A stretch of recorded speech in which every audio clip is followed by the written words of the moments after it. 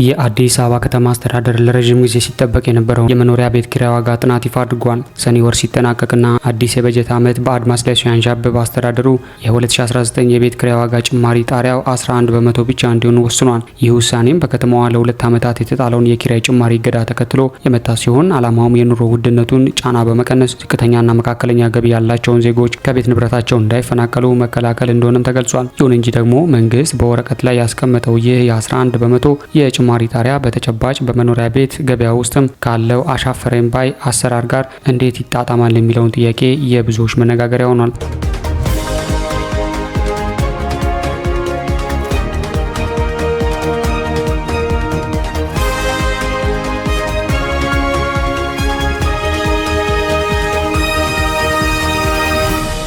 የአዲስ አበባ ከተማ አስተዳደር ዓመታዊ የቤት ኪራይ ዋጋን ለመወሰን ያጠናው ጥናት ይፋ በማድረግ ከሚመለከታቸው አካላት ጋር ሰፊ ውይይትም አድርጓል። በዚህ በቀረበው የጥናት ሰነድ መሰረትም ለሚቀጥለው የ2019 ዓ.ም የቤት ኪራይ የዋጋ ጭማሪ ጣሪያው 11 በመቶ ብቻ እንዲሆን ሀሳብ ቀርቧል። ይህ የቀረበው የ11 በመቶ የጭማሪ ገደብ በአገሪቱ ያለውን የዋጋ ግሽበት፣ የህዝቡን የመግዛት አቅም እንዲሁም ተጨባጭ የህዝቡን ኑሮ ሁኔታ ያገናዘበ እንደሆነ የተገለጸው። ላለፉት 2 ዓመታት የመኖሪያ ቤት ኪራይ ዋጋ እንዳይጨምር እገዳ ተጥሎ መቆየቱም የሚታወስ ነው።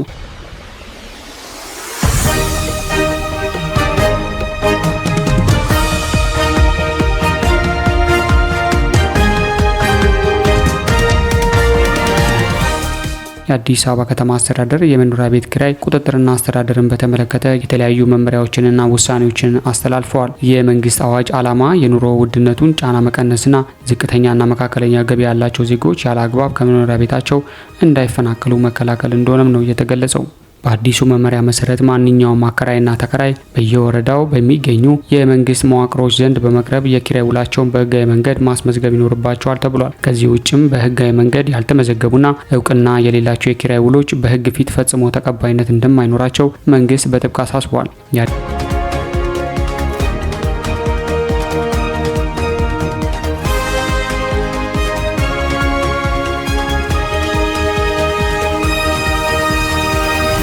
አዲስ አበባ የቤቶች ልማትና አስተዳደር ቢሮ ኃላፊ ቅድስት ወልደ ጊዮርጊስ ይህንን በአደባባይ ቢሉም መሬት ላይ ያለው እውነታ ግን አሁንም ፈታኝ መሆኑን ተከራዮች ይናገራሉ። በቤት ኪራይ ዋጋ ምክንያት ልጆቼን ባዶ ሜዳ ላይ ከማሳድራቸው ባዶ ሆዳቸውን ባሳድራቸው ይሻላል እያልኩ በስጋት እያበላው ሳይሆን እያቀመስኩ ነው የምኖረው። መንግስት አሁን ያለውን የተከራይና አከራይ ውል እንዳለ ማቆየቱና ማራዘሙ ጥሩ ሆኖ ሳለ ተከራዩ በእርግጥ የሚከፍለው ምን ያህል እንደሆነ ቢያጣራ ጥሩ ነው ስትልም የምትናገረው በኪራይ ቤት የምትኖረው እህት ናት። ሌላው ተከራይም እነሱ የሚኖሩበት እኛው ያመጣናትን ነው ለነሱ የምንሰጠው፣ መተሳሰብ ብንችል መልካም ነው። የቤት ኪራይ የምንችለውም ከውጫችን ከቀነስን ብቻ ነው ይላሉ።